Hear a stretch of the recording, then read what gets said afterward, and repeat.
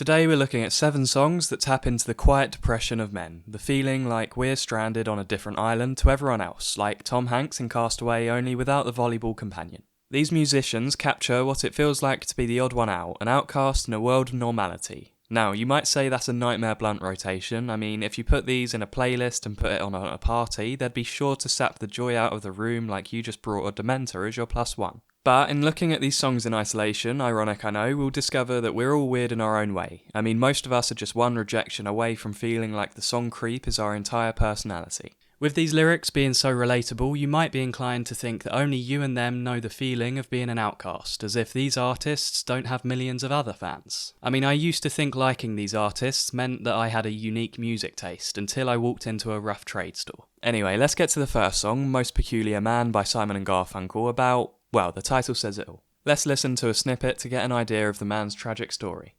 He had no friends,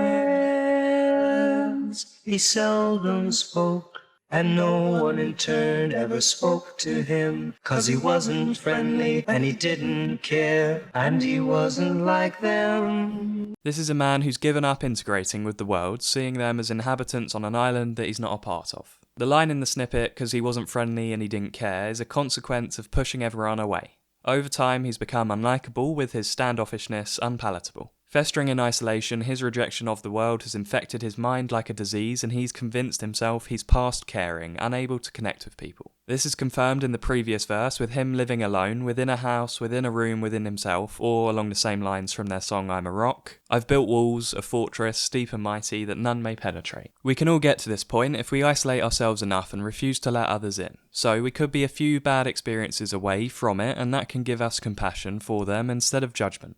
Back to the peculiar man, we often find compassion with these people when it's too late, and this plays out in the final lines of the song. And all the people said, what a shame that he's dead, but wasn't he a most peculiar man?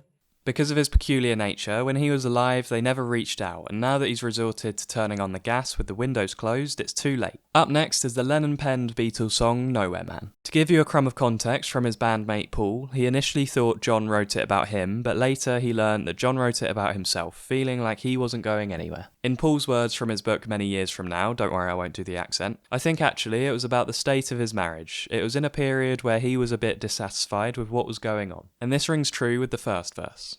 He's a real nowhere man, sitting in his nowhere land, thinking no, it's nowhere man, just sprung out of him. John was living in the cognitive dissonance of having the plans and responsibility of a successful man who seems to know where they're going, getting married, etc., yet having no clue who he is. In that state, his plans seem like he's not making them for himself, but for nobody in particular, or rather, a man living far away in nowhere land. In him not knowing his identity, he doesn't have a point of view and knows not where he's going to. As this truth is hard to accept, John later in the song admits that he's as blind as he can be and just sees what he wants to see, meaning he's putting the shutters on so as to block out the painful reality. The more time passes, the further away the truth looks in the rear view, and the less inclined he feels to go back. To reference another line from the Simon & Garfunkel song I'm a Rock, it's sleeping in my memory, I won't disturb the slumber. But in the bridge, he's appealing to himself to face the truth as he's wasting his life living this way. Nowhere man, please listen, you don't know what you're missing. So unlike the peculiar man of the last song, John is self-aware enough to realise that we all feel this one time or another, feeling out of place and not where you expected to be in life. To reference an Arctic Monkeys song, you might say, I ain't quite where I think I am. The philosopher Albert Camus would say that this dissatisfaction comes as a result of feeling existential anguish, dizzy at the thoughts of the alternate lives we could be living. But what John realises is that these feelings are normal, this nowhere man is a bit like you and me, and so he's not as much of an outsider as he thought. On the topic of outsiders, up next is Nick Drake. If you didn't know, Nick never knew fame in his life and overdosed on antidepressants at 26. Even with his family and friends, he thought of himself as a hanging star. This means their praise propped him up to the level of a star, which left him hanging on to their expectations that fame would come, yet knowing he'd never find it until he's 6 feet under. This sobering realisation plays out in his song Fruit Tree, likening himself and his art to a fruit tree, and that they both will only flourish when they're put in the ground, or as he puts it more poetically, safe in the womb of an everlasting night. Equally morbid as it is prophetic, right? Anyway, let's have a listen to some of the first verse. Fame is but a fruit tree, so very unsound. It can never flourish till its stalk is in the ground. For me, the premonitive nature of this sentiment adds an urgency to drop any pursuit of fame ourselves, as it'll only lead to bitterness and isolation will seem appealing. Just look at the album cover that this song's from to see the isolation that this obsession brings. But I can't judge, I know that'll be me when I'm editing this video. What's sad about Nick's struggle is that in his other songs, he's always calling for someone to get him back to appreciating life. This couldn't be more apparent than in his song Way to Blue, where he's having a conversation with someone about how to be happy, asking things like, can you understand a light among the trees? As if he's just landed on Earth without the cognition to appreciate the world. And this leads him in the second verse to believe that his life must have already happened, and he's destined to be forgotten. As he sings it, Life is but a memory, happened long ago. Theatre full of sadness, for a long forgotten show. sprung from a branch on the same dreary tree, up next is Ian Curtis from Joy Division with the song Disorder. I know, what emotional onslaught is this, hitting you with Joy Division right after Nick Drake? I can only apologise. Anyway, the song's about suffering with epilepsy and depression. Let's have a listen to some of the second verse. It's getting faster, moving fast, and now it's getting out of hand. On the 10th floor, down the back stairs, into no man's land. Lights are flashing, cars are crashing, getting frequent now. With this, Ian's mental state is worsening, feeling that it's getting faster and getting out of hand. After that, he says, on the 10th floor, down the back stairs, into no man's land. Back in those days, not that I lived it, the 10th floor was where the psych wards were, places he felt were like a purgatory, no man's land. The next line Ian's referring to is struggle with epilepsy, having seizures indicated by lights flashing and getting more and more frequent. Epilepsy's no joke. I've had a few seizures as a kid, like I was Bran from Game of Thrones going into a trance, but I couldn't imagine how frazzled my brain would be if I had them frequently. Sorry, I just realised I made a joke right after saying no joke. Anyway, on to the fourth line. Ian has the spirit to live, but he's struggling to sustain it due to feeling emotionally numb and needs to let it out somehow. In the previous verse, Ian describes what he's lost as sensations, no longer shocked or stirred. He wishes that he could just be ordinary, desperately waiting for a guide who could take him by the hand and feel normal. But unfortunately, in getting caught up in this wish, he never learnt how to be comfortable in his own skin.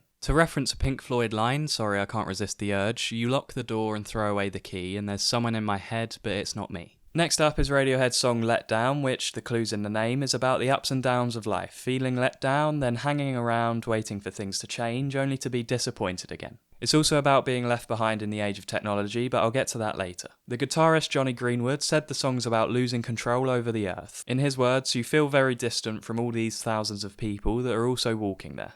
If we go by Thom's interpretation, it's about being bombarded with sentiment, i.e. people emoting, and that's what he's let down by. Feeling every emotion is fake, or rather, every emotion is on the same plane, whether it's a car advert or a pop song. Really hope you don't get a car advert as soon as you hear that. They're the most egregious because they always present the car as this mythical cure for happiness. Anyway, back to the song. Thom feels fatigued at the relentless starting and stopping of life, taking off and landing. In the context of the album being about the progression of technology, he feels that he's being left behind, feeling like a crushed bug in the ground. Bugs is apt, as they can stay alive after being crushed, and that's what he feels like, with the technology age leaving him disembodied in the ground. At number 6 is someone who Thom would hate to be grouped together with, Jim Morrison from The Doors, with People Are Strange. This one's really straightforward. I mean, even the title makes it clear. It's about feeling alienated and how in that isolation, reality gets warped. Some quick context, when he wrote this, Jim was depressed and uninspired, and he was taken by guitarist Robbie Krieger on a hike to see the sunset, which sparked the idea of the song. Right out of the gate with the first verse, Jim nails what isolating yourself too much does to you. People are strange when you're a stranger. Faces look ugly when you're alone. Women seem wicked when you're unwanted. Streets are uneven when you're down. You often only realise this when you get yourself out of the woods of depression, or if you're lucky, someone will get you out, like the guitarist did through getting him outside in nature. Sometimes a fresh environment can be all that's needed to reboot your mainframe. Now, as I feel I'm close to chewing your ear off about experiencing nature, I'll move on to the final song. At number 7 is another Beatles song, sorry I can't help myself, but this time it's a Paul McCartney one, Fall on the Hill. Seeing as this is the last one, I thought I'd get us out of the lonely reclusive theme and give you a life raft by talking about a character who enjoys their solitude in a healthy way. Inspired by his trip to India, Paul envisioned this character as a guru who's only perceived as a fool by others who don't understand him. Let's hear some of the first verse. Alone on a hill, the man with the foolish grin is keeping perfectly still. But nobody wants to know him, they can see that he's just a fool, and he never gives an answer. Paul said that the foolish grin was in relation to the guru he met in India, Maharishi, who, if you looked up any video of him, would giggle constantly, and Paul noticed that that's why people would dismiss him. Unfortunately, he's had troubling allegations come out. Legend has it that John wrote Sexy Sadie about his creepy advances on Mia Farrow. But that doesn't detract from Paul's message if you take him out of the picture and imagine a different guru. Keeping perfectly still is a nice turn of phrase, as that can be a struggle for a lot of people. I know people personally who can't read a single page of a book without their ADHD kicking in. Some people from this side see someone who's happy sitting still doing nothing, meditating if we think of a guru, and they see a fool who is wasting their time. But as the adage goes, people often fear what they don't understand. Thanks for watching, and if you want to see any of my other lyric breakdowns, check out this playlist here. See you next time.